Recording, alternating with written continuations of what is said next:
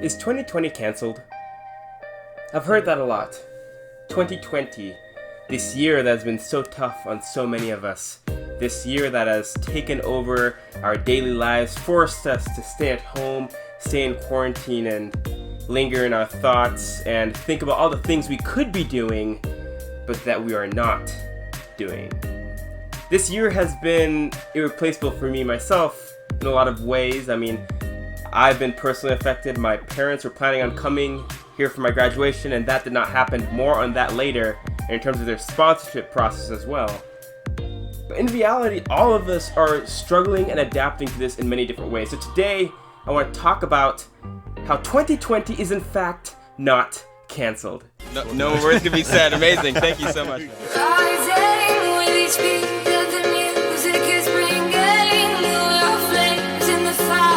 My name is Alfred Mugho, and this is my life. So, today I just want to kind of tackle some of the things that have been circling the zeitgeist of society that has been 2020. A lot of people are saying cancel this year. The first 6 months of this year, the first half of this year has just been awful. But I say we are a second half team. I say that there's so much good to happen in this year and so much good that will happen from this that we'll be more prepared than ever before. Just hear me out. I know it sounds a little crazy, but just hear me out for a second. So everything, the year started off with Kobe. A lot of people were very, very sad about that. An icon in society and culture passing away from a helicopter accident, to the coronavirus kind of taking over the spotlight in terms of the news, in terms of our everyday lives, impacting everybody in the world, all 7 billion of us personally, to George Floyd and kind of the horrendous inhumanity we saw with all the circumstances going around the Black Lives Matter movement and the tension, racial tension in America and in the world right now.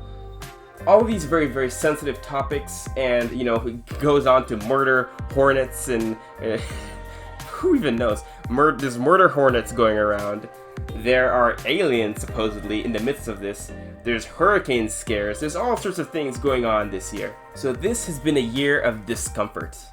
I think that's been the theme of this year. We think about our experience this year staying at home, to the conversations we've been having to have as a society. I think this year has just been kind of headlined by the word discomfort. You turn on the news, it's all uncomfortable conversation. It's an election year. There's so much that is happening. But one word I wish I heard more of was the word empathy. Now, I know it's hard to think of being empathetic in times like this. Empathetic with people you may not necessarily agree with, people who you may think are ludicrous, or people who you might think are outlandish. But now is the time we need to show more empathy than ever before. Empathy for the people in our lives, right? Our friends, our acquaintances, people at work, our children, our parents, ourselves. We need to have empathy for ourselves. So many of us are being so judgmental on how we're doing. Are we doing enough? We're comparing ourselves to the people we see on social media. We're comparing ourselves to our prior best, right? We're comparing ourselves to what goals we had at the beginning of the year, and we can't help but feel that we're being held down, can't help but feel like we're not doing enough to be our best selves. But in reality, it's just kind of a nature of the situation. Of course, we should always try to do our very best, be our very best, and strive to be the highest potential we could possibly be. And there has to be some realism in that. And the realism has been that this has been a very uncomfortable year. Empathy. Back to the theme of empathy. Earlier I mentioned that I'm sponsoring my parents. I've been trying to bring them over here. And that whole process has kind of been put on the shelf until the embassy opens in Kenya and things with the National Visa Center kind of start picking up again. And that might seem very discouraging because I've been trying to bring them over here for 15 years. And while that is my struggle, I believe those struggles are simple.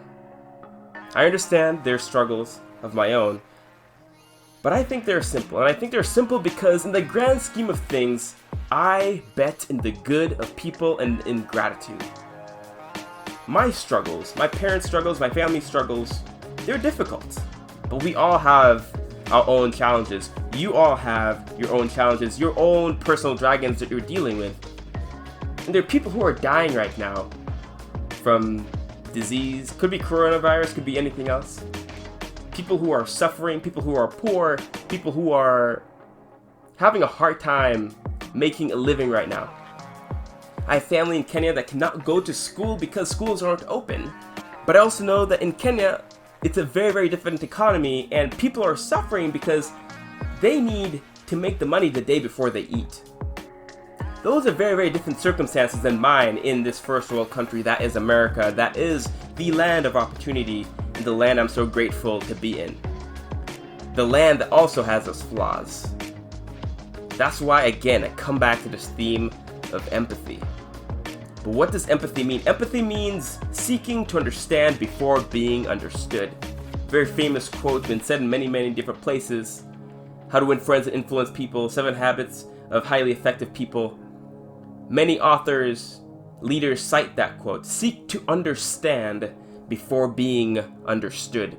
But what does that mean? That means hearing out the people that you disagree with most and trying to put yourself in their shoes, as difficult as that may be, as ludicrous as that may seem.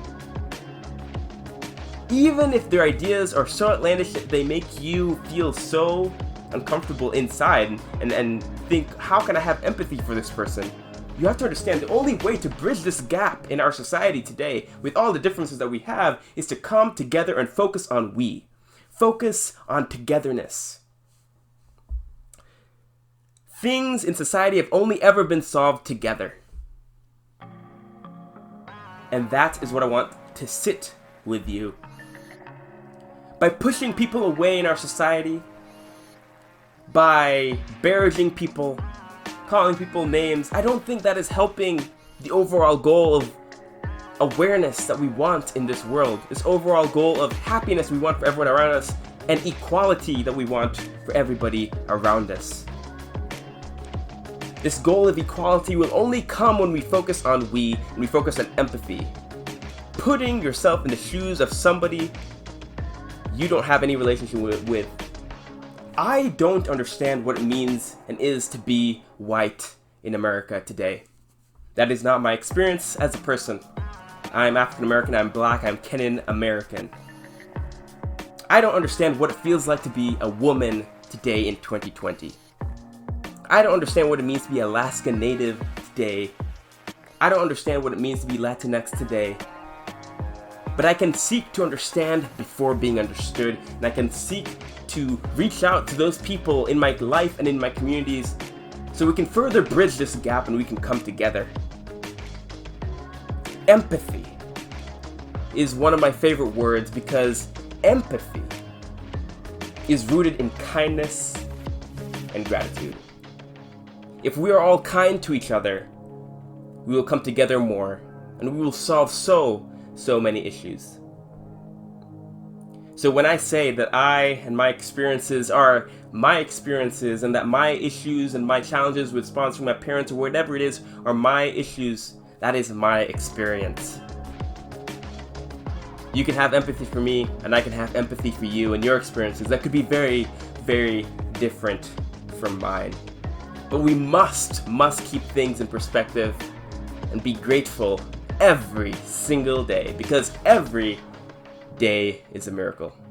Work hard every day to maximize your life, maximize your relationships, maximize your happiness. I want to thank you all for listening to this video. As always, please like, share, subscribe, and let me know your thoughts. Let me know if you agree with me, disagree with me, and how we should move this channel moving forward, because I think I have a voice and there's a lot of impact that can be made, but I want to speak my truth as well. So thank you guys for listening and take care.